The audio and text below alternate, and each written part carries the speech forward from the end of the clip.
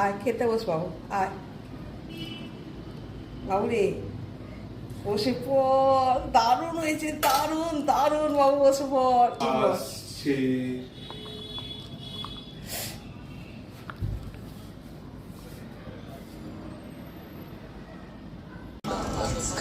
চিংড়ি কিন্তু দারুণ হয়েছে গো। মাথাটা আর লেজটা রেখে দিয়েছি, আর বডির পার্টসটা থেকে পরিষ্কার করে নোংরাটা তুলে দিয়েছি, দিয়ে ধুয়ে নুন হলুদ মাখিয়ে রেখে দিয়েছিলাম। এখানে আমি কালো সর্ষে, সাদা সর্ষে, একটু পোস্ত, কাঁচা লঙ্কা আর নিয়েছি ডাবের শাঁস। আমার ডাবের শাঁসটা দেখো, চেয়ারটা দেখো বিশাল বড়, তাই একটু শক্ত শাঁস হয়েছিল বলে এটাকে আমি পেস্ট করব।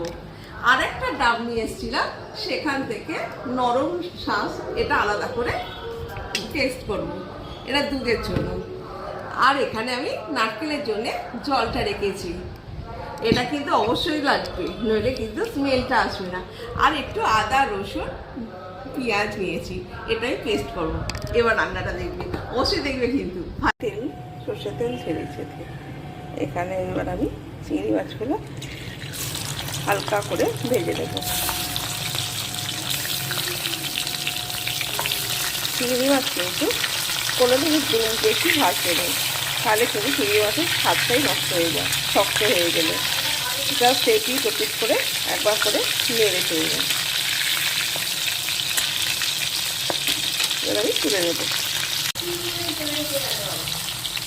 সব কটা ভাজা হয়ে গেছে, তাতে আমি পেঁয়াজ, আদা, রসুনের পেস্টটা দিই।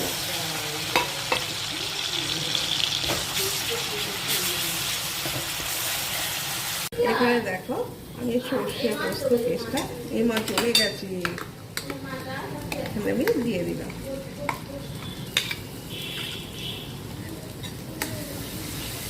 এখানে কিন্তু যেটুকু জল দেবো সেটুকু ডাবের জলই দেবো, যে ডাবের জলটা আমার তোলা ছিল সেটা।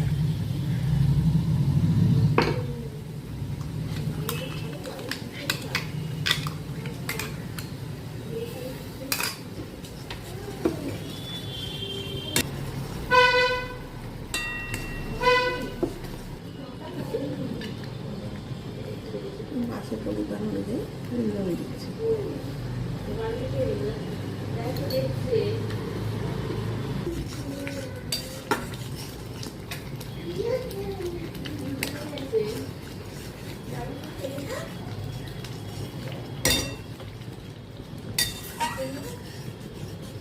হবে কিন্তু ধিমে, পরিমাণ মতো একটু নুন, হলুদ,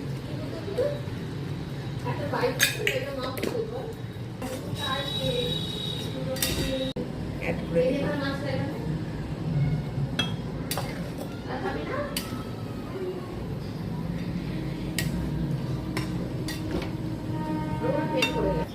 দেখো ডাবটা ফাঁকা।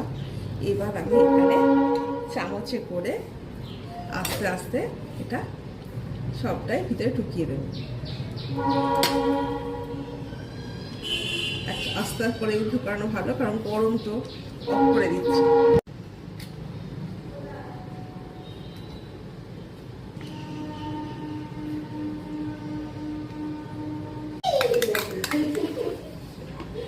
শাঁসটা দিয়ে দিচ্ছি, ঢেলে দিও না, রাখা হয়ে গেছে।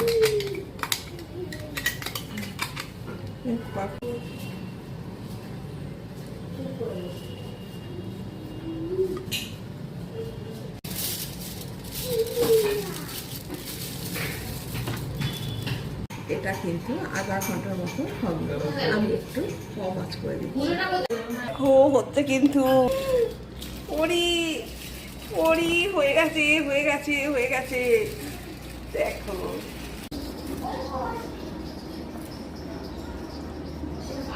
বাবু, বসে পড়, বসে পড়। হোটেলে এত বেশি দাম বলে খেয়ে পোষায় না, এই বাড়িতেই বানিয়ে ফেললাম ডাব চিংড়ি।